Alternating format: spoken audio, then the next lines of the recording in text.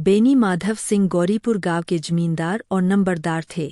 उनके पितामह किसी समय बड़े धनधान्य संपन्न थे।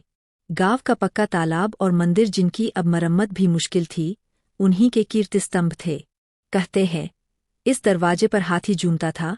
अब उसकी जगह एक बूढ़ी भैंस थी, जिसके शरीर में अस्थिपंजर के सिवा और कुछ शेष न रहा था, पर दूध शायद बहुत देती थी, क्योंकि एक न एक आदमी हांडी लिए उसके सिर पर सवार ही रहता था। बेनी माधव सिंह अपनी आधी से अधिक संपत्ति वकीलों को भेंट कर चुके थे। उनकी वर्तमान आय 1000 रुपये वार्षिक से अधिक न थी। ठाकुर साहब के 2 बेटे थे। बड़े का नाम श्रीकंठ सिंह था। उसने बहुत दिनों के परिश्रम और उद्योग के बाद BA की डिग्री प्राप्त की थी। अब एक दफ्तर में नौकर था। छोटा लड़का लाल बिहारी सिंह दोहरे बदन का सजीला जवान था।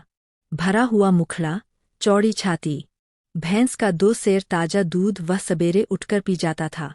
श्रीकंठ सिंह की दशा बिल्कुल विपरीत थी। इन नेत्रप्रिय गुणरणों को उन्होंने BA इन्हीं 2 अक्षरों पर न्योछावर कर दिया था। इन 2 अक्षरों ने उनके शरीर को निर्बल और चेहरे को कांतिहीन बना दिया था। इसी से वैद्य ग्रंथों पर उनका विशेष प्रेम था। आयुर्वेदिक औषधियों पर उनका अधिक विश्वास था। शाम सबेरे उनके कमरे से प्रायः खरल की सुरीली कर्णमधुर ध्वनि सुनाई दिया करती थी। लाहौर और कलकत्ते के वैद्यों से बड़ी लिखापरी रहती थी। श्रीकंठ इस अंग्रेजी डिग्री के अधिपति होने पर भी अंग्रेजी सामाजिक प्रथाओं के विशेष प्रेमी न थे, बल्कि वह बहुधा बड़े जोर से उसकी निंदा और तिरस्कार किया करते थे।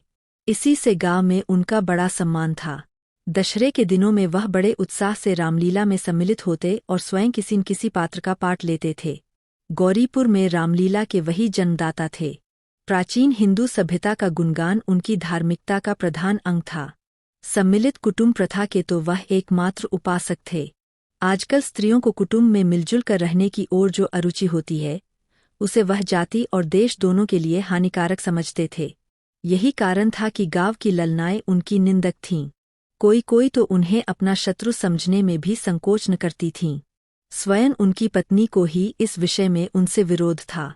यह इसलिए नहीं कि उसे अपने सास-ससुर, देवर या जेठ आदि से घृणा थी, बल्कि उसका विचार था कि यदि बहुत कुछ सहने और तरह देने पर भी परिवार के साथ निर्वाह न हो सके, तो आए दिन की कलह से जीवन को नष्ट करने की अपेक्षा यही उत्तम है कि अपनी खिचड़ी अलग पकाई जाए।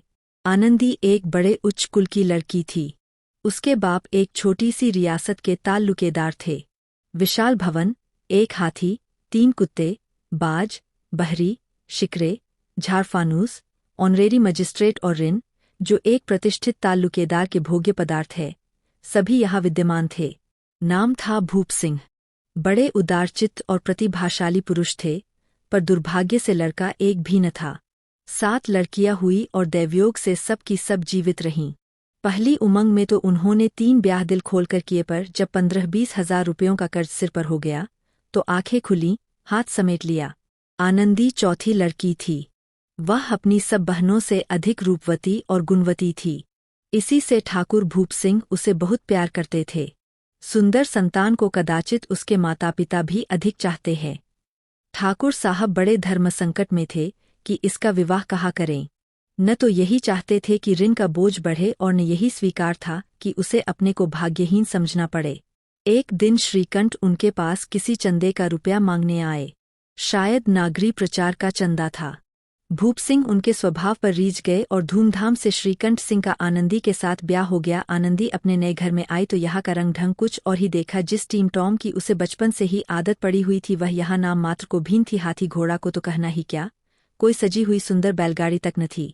रेशमी स्लीपर साथ लाई थी, पर यहाँ बाग कहाँ मकान में खिड़कियाँ तक न थीं, न जमीन पर फर्श, न दीवार पर तस्वीरें। यह एक सीधा सादा देहाती गृहस्थी का मकान था, किंतु आनंदी ने थोड़े ही दिनों में अपने को इस नई अवस्था के ऐसा अनुकूल बना लिया, मानो उसने विलास के सामान कभी देखे ही न थे। एक दिन दोपहर के समय लाल बिहारी सिंह 2 चिड़िया लिए हुए आया और भावच से बोला, जल्दी से पका दो, मुझे भूख लगी है। आनंदी भोजन बनाकर उसकी राह देख रही थी। अब वह नया व्यंजन बनाने बैठी। हाड़ी में देखा तो घी पाव भर से अधिक न था। बड़े घर की बेटी, किफायत क्या जाने। उसने सब घी मांस में डाल दिया। लाल बिहारी खाने बैठा तो दाल में घी न था। बोला, दाल में घी क्यों नहीं छोड़ा? आनंदी ने कहा, घी सब मांस में पड़ गया। लाल बिहारी जोर से बोला, अभी परसों घी आया है, इतना जल्द उठ गया? आनंदी ने उत्तर दिया, आज तो कुल पाव भर रहा होगा। वह सब मैंने मांस में डाल दिया। जिस तरह सूखी लकड़ी जल्दी से जल उठती है, उसी तरह क्षुधा, भूख से बावला मनुष्य जरा जरा सी बात पर तिनक जाता है। लाल बिहारी को भावज की यह ढिठाई बहुत बुरी मालूम हुई। तिनक कर बोला, मैके में तो चाहे घी की नदी बहती हो, स्त्री गालियां सह लेती है, मार भी सह लेती है, पर मैके की निंदा उनसे नहीं सही जाती। आनंदी मुंह फेरकर बोली, हाथी मरा भी तो 9 लाख का, वहाँ इतना घी नित्य नाइक हार खा जाते हैं। लाल बिहारी जल गया, थाली उठाकर पलट दी और बोला, जी चाहता है जीभ पकड़कर खींच लूं। आनंदी को भी क्रोध आ गया, मुंह लाल हो गया। बोली, वह होते तो आज इसका मजा चखाते, अब अनपर उजर ठाकुर से ना रहा गया। उसकी स्त्री एक साधारण जमींदार की बेटी थी, जब जी चाहता उस पर हाथ साफ कर लिया करता था। उसने खड़ाऊ उठाकर आनंदी की ओर जोर से फेंकी और बोला, जिसके गुमान पर भूली हुई है उसे भी देखूंगा और तुम्हें भी। आनंदी ने हाथ से खड़ाऊ रोकी, सिर बच गया, पर अंगली में बड़ी चोट आई। क्रोध के मारे हवा से हिलते पत्ते की भांति कांपती हुई अपने कमरे में आकर खड़ी हो गई। स्त्री का बल और साहस, मान और मर्यादा पति तक है। उसे अपने पति के ही बल और पुरुषत्व का घमंड होता है। आनंदी खून का घूंट पीकर रह गई। श्रीकंठ सिंह शनिवार को घर आया करते थे। बृहस्पति को यह घटना हुई थी। 2 दिन तक आनंदी को भवन में रही, न कुछ खाया न पिया, उनकी बाट देखती रही। अंत में शनिवार को वह नियमानुकूल संध्या समय घर आए और बाहर बैठकर कुछ इधर उधर की बातें, कुछ देशकाल संबंधी समाचार तथा कुछ नए मुकदमों आदि की चर्चा करने लगे। यह वार्तालाप 10 बजे रात तक होता रहा। गांव के भद्र पुरुषों को इन बातों में ऐसा आनंद मिलता था कि खाने पीने की भी सुधि न रहती थी। श्रीकंठ को पिंड छुड़ाना मुश्किल हो जाता था। ये 2-3 घंटे आनंदी ने बड़े कष्ट से काटे। किसी तरह भोजन का समय आया, पंचायत उठी, एकांत हुआ तो लाल बिहारी ने कहा, भैया आप जरा भाभी को समझा दीजिएगा कि मुंह संभाल कर बातचीत किया करें, नहीं तो एक दिन अनर्थ हो जाएगा। बेनी माधव सिंह ने बेटे की ओर साक्षी दिया, बहु बेटियों का यह स्वभाव अच्छा नहीं कि मदा के मुंह लगे। लाल बिहारी, वह बड़े घर की बेटी है, तो हम भी कोई कुर्मी खार नहीं है। श्रीकंठ ने चिंतित स्वर से पूछा, आखिर बात क्या हुई? लाल बिहारी ने कहा, कुछ भी नहीं, यूं ही आप उलझ पड़ी। मैके के सामने हम लोगों को कुछ समझती ही नहीं। श्रीकंठ खा पीकर आनंदी के पास गए। वह भरी बैठी थी। यह हजरत भी कुछ तीखे थे। आनंदी ने पूछा, चित्त तो प्रसन्न है? श्रीकंठ बोले, बहुत प्रसन्न है, पर तुमने आजकल घर में यह क्या उपद्रव मचा रखा है? आनंदी की त्योरियों पर बल पड़ गए। झुंझलाहट के मारे बदन में ज्वालासी देहक उठी। बोली, जिसने तुमसे यह आग लगाई है उसे पाऊं, मुंह झुलस दूं। श्रीकंठ, इतनी गर्म क्यों होती हो? बात तो कहो। आनंदी, क्या कहूं, यह मेरे भाग्य का फेर है। नहीं तो गवार छोकरा, जिसको चपरासगिरी करने का भी शऊर नहीं, मुझे बड़ाऊ से मार कर यो ना करता। श्रीकंठ, सब हाल साफ साफ कहा तो मालूम हो, मुझे तो कुछ पता नहीं। आनंदी, परसों तुम्हारे लाडले भाई ने मुझसे मांस पकाने को कहा। पी हांडी में पाव भर से अधिक न था। वह सब मैंने मांस में डाल दिया। जब खाने बैठा तो कहने लगा, दाल में घी क्यों नहीं है? बस इसी पर मेरे मैके को बुरा भला कहने लगा। मुझसे न रहा गया। मैंने कहा कि वहाँ इतना थी तो नाई खार खा जाते हैं और किसी को जान भी नहीं पड़ता। बस इतनी सी बात पर इस अन्यायी ने मुझ पर खड़ाऊ फेंक मारी। यदि हाय से न रोक लूं तो सिर फट जाए। उसी से पूछो, मैंने जो कुछ कहा है वह सच है या झूठ? श्रीकंठ की आंखें लाल हो गईं। बोले, यहाँ तक हो गया इस छोकरे का यह साहस। आनंदी खियों के स्वभावानुसार रोने लगी, क्योंकि आंसू उनकी पलकों पर रहते हैं। श्रीकंठ बड़े धैर्यवान और शांति पुरुष थे। उन्हें कदाचित ही कभी क्रोध आता था। स्त्रियों के आंसू पुरुष की क्रोधाग्नि भड़काने में तेल का काम देते हैं। रात भर करवटें बदलते रहे। उद्विग्नता के कारण पलक तक नहीं झपकी। प्रातःकाल अपने बाप के पास जाकर बोले, दादा, अब इस घर में मेरा निबाह न होगा। इस तरह की विद्रोहपूर्ण बातें कहने पर श्रीकंठ ने कितनी ही बार अपने कई मित्रों को आड़े हाथों लिया था, परंतु दुर्भाग्य, आज उन्हें स्वयं वे ही बातें अपने मुंह से कहनी पड़ी। दूसरों को उपदेश देना भी कितना सहज है। बेनी माधव सिंह घबरा उठे और बोले, क्यों? श्रीकंठ, इसलिए कि मुझे भी अपनी मान प्रतिष्ठा का कुछ विचार है। आपके घर में अब अन्याय और हठ का प्रकोप हो रहा है। जिनको बड़ों का आदर सम्मान करना चाहिए, वे उनके सिर चढ़ते हैं। मैं दूसरे का नौकर ठहरा घर पर रहता नहीं। यहाँ मेरे पीछे खियों पर खड़ाऊ और जूतों की बौछारें होती है। कड़ी बात तक चिंता नहीं। कोई एक की दो कह ले, वहाँ तक मैं सह सकता हूँ, किंतु यह कदापि नहीं हो सकता कि मेरे ऊपर लात घूंसे पड़े और मैं दम न मारे। बेनी माधव सिंह कुछ जवाब न दे सके। श्रीकंठ सदैव उनका आदर करते थे। उनके ऐसे तेवर देखकर बूढ़ा ठाकुर अवाक रह गया। केवल इतना ही बोला, बेटा, तुम बुद्धिमान होकर ऐसी बातें करते हो। खियों इस तरह घर का नाश कर देती है। उनको बहुत सिर चढ़ाना अच्छा नहीं। श्रीकंठ, इतना मैं जानता हूँ, आपके आशीर्वाद से ऐसा मूर्ख नहीं हूँ। आप स्वयं जानते हैं कि मेरे ही समझाने बुझने से इसी गांव में कई घर संभल गए, पर जिस स्त्री की मान प्रतिष्ठा का ईश्वर के दरबार में उत्तरदाता हूँ, उसके प्रति ऐसा घोर अन्याय और पशुवत व्यवहार मुझे असह्य है। आप सच मानिए, मेरे लिए यह कुछ कम नहीं है कि लाल बिहारी को कुछ दंड नहीं होता। अब बेनी माधव सिंह भी गरमाए। ऐसी बातें और न सुन सके। बोले, लाल बिहारी तुम्हारा भाई है। उससे जब कभी भूल चूक हो, उसके कान पकड़ो। लेकिन श्रीकंठ लाल बिहारी को अब अपना भाई नहीं समझता। बेनी माधव सिंह बी के पीछे। बीकंठ जी नहीं, उसकी क्रूरता और अविवेक के कारण। दोनों कुछ देर चुप रहे। ठाकुर साहब लड़के का क्रोध शांत करना चाहते थे, लेकिन यह नहीं स्वीकार करना चाहते थे कि लाल बिहारी ने कोई अनुचित काम किया है। इसी बीच में गांव के और कई सज्जन हुक्के चिलम के बहाने वहां आ बैठे। कई स्वियों ने जब यह सुना कि श्रीकंठ पत्री के पीछे पिता से लड़ने की तैयार है, तो उन्हें बड़ा हर्ष हुआ। दोनों पक्षों की मधुर वानियां सुनने के लिए उनकी आत्माएं तिलमिलाने लगीं। गांव में कुछ ऐसे कुटिल मनुष्य भी थे जो इस कुल की नीतिपूर्ण गति पर मन ही मन जलते थे। वे कहा करते थे, बीकंठ अपने बाप से दबता है, इसीलिए वह दब्बू है। उसने विद्या पट्टी, इसलिए वह किताबों का कीड़ा है। बेनी माधव सिंह उसकी सलाह के बिना कोई काम नहीं करते, यह उनकी मूर्खता है। इन महानुभावों की शुभकामनाएं आज पूरी होती दिखाई दीं। कोई हुक्का पीने के बहाने और कोई लगान की रसीद दिखाने आकर बैठ गया। बेनी माधव सिंह पुराने आदमी थे। इन भावों को ताड़ गए। उन्होंने निश्चय किया, चाहे कुछ ही क्यों न हो, इन द्रोहियों को ताली बजाने का अवसर न दूंगा। तुरंत कोमल शब्दों में बोले, बेटा, मैं तुमसे बाहर नहीं हूँ। तुम्हारा जो जी चाहे करो। अब तो लड़के से अपराध हो गया। इलाहाबाद का अनुभवरहित झल्लाया हुआ ग्रेजुएट इस बात को न समझ सका। उसे डिबेटिंग क्लब में अपनी बात पर अड़ने की आदत थी। इन हथकंडों की उसे क्या खबर।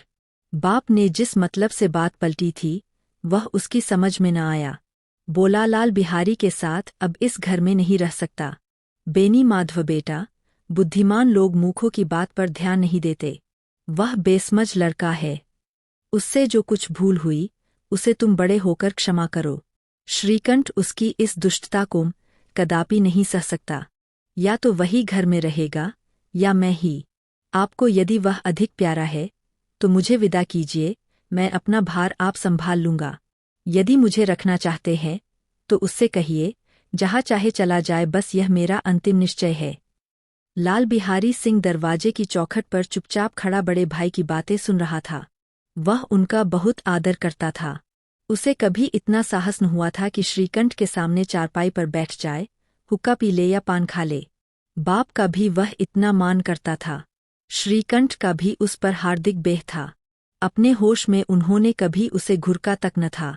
जब वह इलाहाबाद से आते, तो उसके लिए कोई न कोई वस्तु अवश्य लाते। मुकद्दर की जोड़ी उन्होंने ही बनवा दी थी। पिछले साल जब उसने अपने से ड्योड़े जवान को नागपंचमी के दिन दंगल में पछाड़ दिया, तो उन्होंने पुलकित होकर अखाड़े में ही जाकर उसे गले लगा लिया था। 5 रुपए के पैसे लुटाए थे।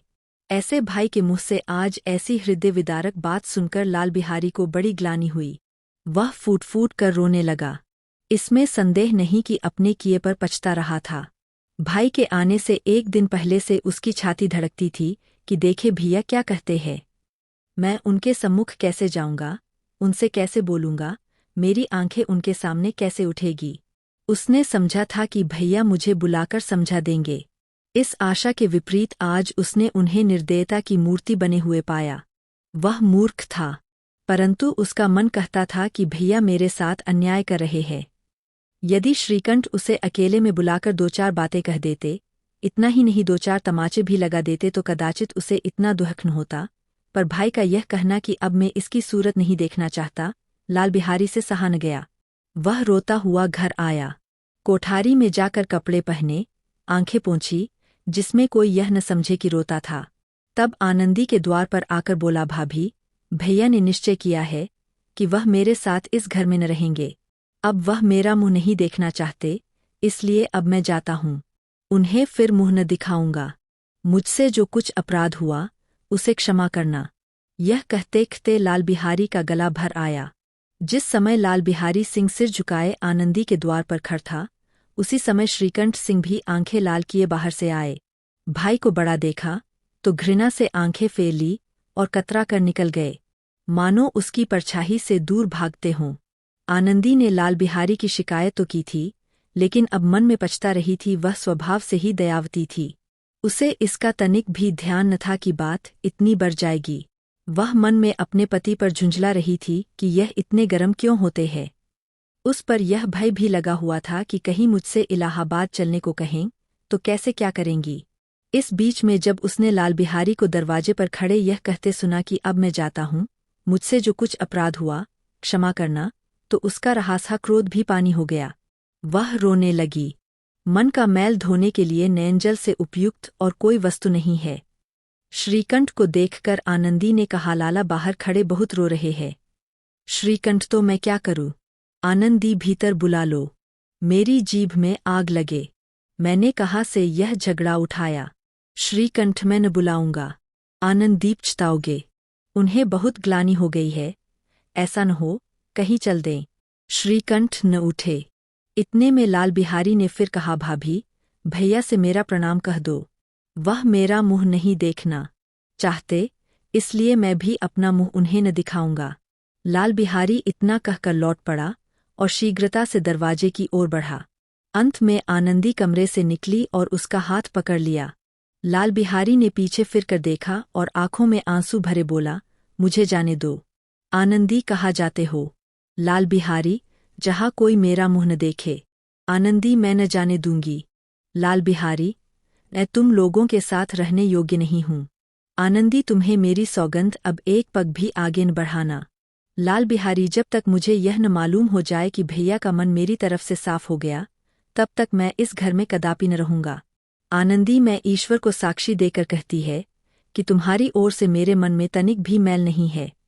जब श्रीकंठ का हृदय भी पिघला, उन्होंने बाहर आकर लाल बिहारी को गले लगा लिया। दोनों भाई खूब फूट फूट कर रोए। लाल बिहारी ने सिसकते हुए कहा, भैया, अब कभी मत कहना कि तुम्हारा मुंह न देखूंगा। इसके सिवा आप जो कह देंगे मैं सहर्ष स्वीकार करूंगा। श्रीकंठ ने कांपते हुए स्वर में कहा, लल्लू, इन बातों को बिल्कुल भूल जाओ। ईश्वर चाहेगा तो फिर ऐसा अवसर न आवेगा। बेनी माधव सिंह बाहर से आ रहे थे। दोनों भाइयों को गले मिलते देखकर आनंद से पुलकित हो गए। बोल उठे, बड़े घर की बेटियां ऐसी ही होती है, बिगड़ता हुआ काम बना लेती है। गांव में जिसने यह वृत्तांत सुना, उसी ने इन शब्दों में आनंदी की उदारता को सराहा। बड़े घर की बेटियों ऐसी ही होती है।